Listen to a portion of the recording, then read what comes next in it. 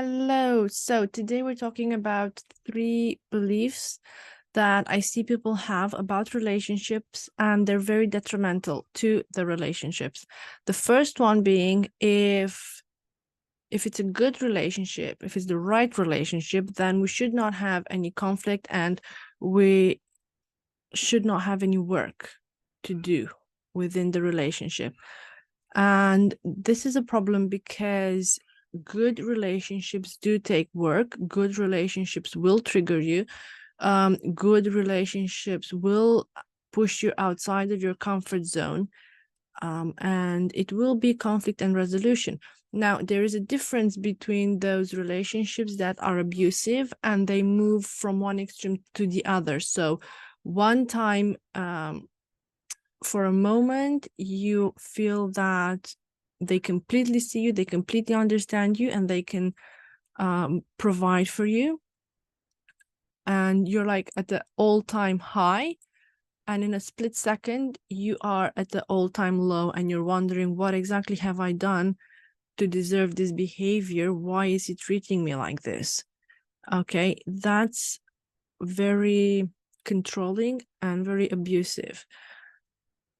The same, a relationship should not be all drama all the time. If they all the time require helping, saving, it's not a good connection, it's not a good bond, and probably you should look into therapy to kind of understand what's happening and how you can balance things out. So good relationships, they do take work, they do have conflict, they do have resolution, and you know it's a good relationship when you can both come to the table as two individuals with two different opinions and have an adult conversation about whatever the problem is without trying to prove each other wrong and without trying to change the other person to fit into your idea of how things should be. Another problem that I see is this idea that they should change to make us happy. And it's not really how it works. Yes, people do change within relationships. Yes, we do grow, we develop character, we learn a lot of things about ourselves we didn't know. But maybe the person will change in a way that we don't expect. Things can happen within a relationship that can change one partner, but not necessarily the others, or the other partner will not be as affected as the other side. For example, grief. We don't get affected by grief in the same way. So things can happen and your partner can change in a way that is unexpected or unpredictable.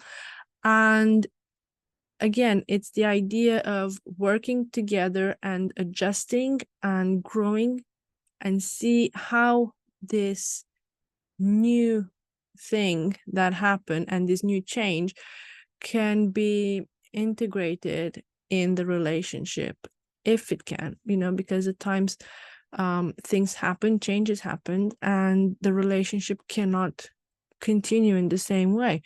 And relationships are like that, unfortunately. We want to believe they are forever, but at times it happens and they run their course. Another problem that I see is that this idea that we should all the time be together and the partner should fulfill all my needs. And we need to understand that our partners, they're also human. They have their life. They need their privacy at times. They need some space, especially if they're introverts. They need time with themselves to recharge. They need time to think about their own issues. Yes, we are in a relationship, but that does not mean we are not two distinct individuals. And though, yes, the partner is there to fulfill some needs, is not their responsibility to fulfill all the needs under the sun and the moon. Some needs are for you to deal with. Okay, so this idea that I should make my partner happy and I should change the way I behave to make them happy, or I should be in a certain way, I should act in a certain way, it's not good for you as an individual, and also it's not good for the relationship, because you're not being who you want to be, and you're not being authentic, and you're first of all lying to yourself, and then you're lying to your partner because you're just pretending to be something you're not. So sometimes your needs, you are the only one who is responsible for some of those needs. And if you feel like it should be on someone else, then again, it's something you need to look into. Maybe ask for help, ask a therapist, or, search some self-help books or whatever it may be. But it's not your partner's responsibility at all times to make sure that you are okay. So again, if you have anxiety and you get triggered by it, if they cannot answer the phone immediately, that's something you need to deal with. It's not on them, and it's not about them being bad and them not caring.